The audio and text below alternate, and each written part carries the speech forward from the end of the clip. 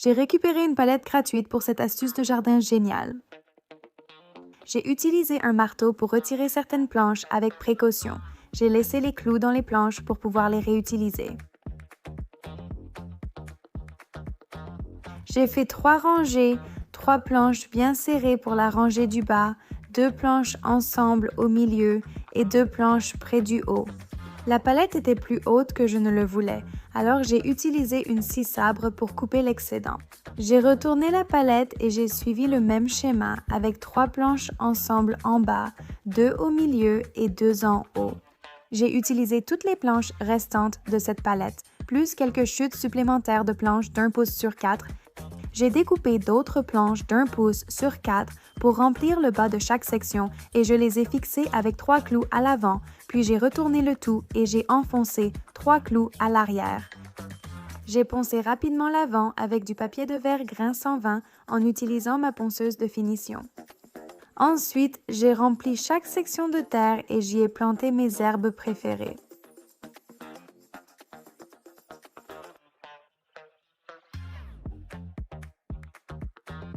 J'ai utilisé ma Cricut pour imprimer des pochoirs afin de peindre des étiquettes pour chaque section.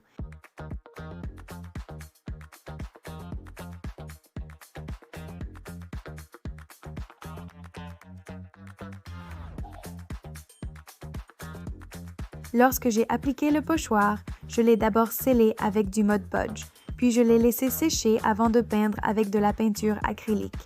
Une fois que la peinture était presque sèche, j'ai retiré le vinyle et j'ai fait quelques retouches avec mon feutre de peinture acrylique noir. Et maintenant, j'ai le plus beau jardin d'herbes aromatiques qui peut aussi être accroché au mur. J'espère que cela vous a inspiré à créer votre propre jardin d'herbes en palette. J'ai pris une palette gratuite pour cacher une horreur sur le côté de la maison, puis je l'ai embellie avec une lasure de cèdre restante. Pendant le séchage, j'ai retiré les mauvaises herbes et les vieilles cannes de framboisier. J'ai vérifié que les réseaux enterrés étaient marqués avant de creuser, sécurité d'abord. En travaillant autour d'un compteur de gaz, j'ai enfoncé 2 poteaux en T dans le sol pour encadrer le compteur et j'ai utilisé des vis de terrasse pour fixer la palette au poteau. Pour transformer la palette en treillis fonctionnel, j'ai ajouté des paires de vis de terrasse dorées le long des lattes horizontales en haut, au milieu et en bas.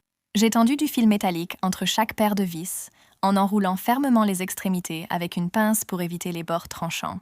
Enfin, j'ai tressé les nouvelles tiges de framboisier à travers les fils. Maintenant, les framboisiers sont bien soutenus. Le compteur est caché, mais le technicien du gaz peut toujours accéder facilement à tout ce dont il a besoin. J'ai cette partie devant ma maison qui est un peu une horreur quand on la voit depuis la rue. D'abord, je vais prendre ce qu'on appelle un 2 par 3 et je vais le placer juste à côté. Je veux le marquer légèrement au-dessus du panneau électrique à couvrir. Ensuite, j'utiliserai une équerre de charpentier pour tracer une ligne droite sur la planche. C'est l'outil idéal pour cela. Ensuite, je peux prendre une scie sauteuse ou une scie à main et couper la planche bien droit le long de la ligne. Ce qu'il me faut pour faire ça, c'est 2 planches de la même longueur. Je vais utiliser une équerre de charpentier pour tracer et couper droit. Après avoir obtenu ces 2 planches bien droites et coupées, je les pose sur une table, puis je place un treillis découpé à la bonne largeur dessus. Je vais les positionner parfaitement juste au bord droit, puis je vais utiliser des agrafes pour les fixer en place. Les agrafes tiendront beaucoup mieux que les clous parce qu'elles saisissent une plus grande surface sur le dessus. Je vais descendre d'un côté en posant les agrafes, puis je passerai de l'autre côté. Je vais bien tendre et faire la même chose avec les agrafes et les poser. Je veux aussi découper autour du compteur pour qu'il soit visible, donc je vais le placer près de son emplacement. Je vais marquer les 4 lignes qui entourent le treillis, puis je vais le ramener sur la table, tracer ces lignes et je dois les découper avec la scie sauteuse. Il suffit de faire une découpe simple pour que le compteur passe. Petite erreur, j'aurais dû peindre la planche avant de poser le treillis, mais j'ai oublié. Je vais simplement lui donner une belle couche de peinture, faire de mon mieux sans coulure et la placer pendant que ça sèche. Je vais prendre un piquet de clôture en cèdre pour fabriquer une petite boîte. Elles sont jolies et propres, elles font 24 pouces de large. Comme dit, je vais construire une boîte. Je vais assembler 3 côtés avec des clous de finition, puis ajouter des pièces aux extrémités. J'aurais probablement dû utiliser aussi de la colle à bois pour tout maintenir, mais c'était une petite boîte et elle tenait très bien une fois assemblée. Je vais mettre quelques vis sur les côtés vers le bas, puis je vais la fixer là et aussi la visser par l'arrière. Je dois fixer ça sur le côté du bâtiment avec 2 vis, puis ajouter un peu de terre car j'installe un bac à plantes. Ce côté de la maison devient vraiment très chaud.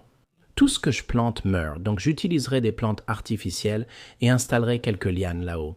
Ce que ça fait, c'est que ça en a fait un bel élément latéral qui couvre le panneau du compteur. Mais comme vous pouvez le voir, j'ai découpé le côté ici pour permettre au compteur d'être lu à tout moment. Je trouve que le résultat est super et que ça rend vraiment bien. C'est la chose la plus utile que vous puissiez faire avec une palette. Cette palette était un peu longue, alors j'ai coupé le haut et enlevé une planche supplémentaire, puis j'ai vissé cette planche en plus au bas de la palette. Ensuite, j'ai utilisé du papier de verre grain 150 pour poncer rapidement la palette. Je l'ai posée sur une cale pour l'aider à tenir debout, puis je l'ai fixée sur le côté de notre abri avec des vis en m'assurant qu'elle était bien de niveau. J'ai retiré la cale et j'y ai rangé mes outils de jardin et d'extérieur. Voici à quoi ressemblait le côté de mon abri avant, et voilà à quel point il est organisé maintenant avec mon nouveau rangement à outils fait maison à partir d'une palette. Qu'en pensez-vous? J'espère que cela vous inspirera à vous organiser avec des palettes. La semaine dernière, je suis sorti de mon bureau et elles étaient là, juste dans le couloir, de très bonnes palettes en excellent état. Et ça m'a donné une super idée pour me préparer au printemps. La première chose que j'ai faite, c'est de la poser au sol et de commencer à couper les bords. Il est plus facile de démonter une palette quand on coupe d'abord les bords, car il y a moins de clous. Passez par la partie centrale. Prenez un pied de biche, enfoncez-le et soulevez la planche sans tirer trop fort, de préférence des 2 côtés. Tout ce que vous avez à faire, c'est d'enlever les clous. C'est facile à faire, il suffit de poser la planche sur une table, de taper d'un côté, d'utiliser le pied de biche de l'autre et de les retirer. Une fois que vous avez retiré tous les clous, vous allez avoir un beau tas de bois à utiliser. Vous pouvez les poncer maintenant ou les garder bruts. Ça ressemble à ça. L'étape suivante consiste à prendre quelques caisses chez Michaels. Elles sont parfaites, bien lisses. Je vais en prendre 2 et les coller ensemble.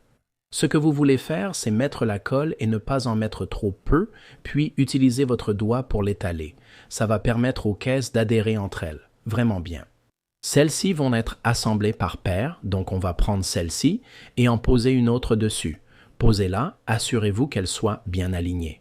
Assurez-vous que ce soit bien droit, puis fixez avec des serre-joints pendant le séchage de la colle. Cela prend seulement quelques heures. J'ai un peu triché en utilisant un clou sur le côté pour les maintenir. Une fois vos 2 paires prêtes, espacez-les. Prenez 3 de vos planches de la palette et disposez-les, et on va les utiliser pour maintenir nos 2 paires de caisses ensemble. Je peux utiliser des vis ou des pointes Tetom.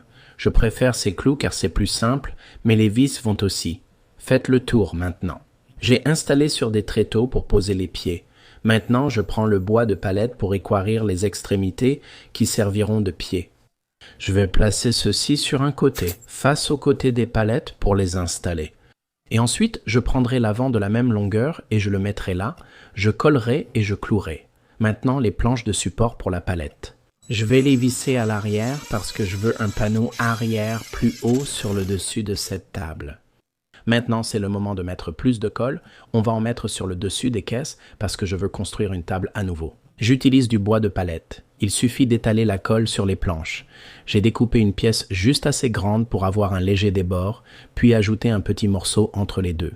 Je ne voulais pas que la table soit trop large et dépasse. Une fois que tout est bien collé, j'ai simplement pris des pointes tête d'homme et je les ai mis en place. Ils servent à maintenir le temps que la colle prenne, ce sera très solide. Maintenant, on passe à l'arrière. Je voulais m'assurer que ce ne soit pas trop haut, mais j'ai pris un peu de ce bois de palette et je l'ai cloué sur les côtés. Maintenant, vous pouvez le faire comme vous voulez, ce sera votre projet. Ce que j'ai fait, c'est que je les ai posés, mais j'ai laissé un peu d'espace entre eux. Donc celui-ci, je l'ai cloué, je l'ai mis au-dessus, puis le suivant, je l'ai juste mis en dessous, juste pour donner un aspect un peu différent. Une fois que c'est en place, il est temps d'ajouter quelques crochets pour suspendre. C'est facile à faire, il suffit de les visser directement dans les planches. Maintenant, mettons ça en place. Et je suis allé chez Dollar Tree et j'ai pris plein d'articles pour seulement $1. Voici notre bac de rempotage. Je vais mettre le terreau directement dedans et ça me permet de travailler juste là sur la table pour rempoter mes plantes. Tout ce que vous allez voir ici, ça a vraiment super bien rendu.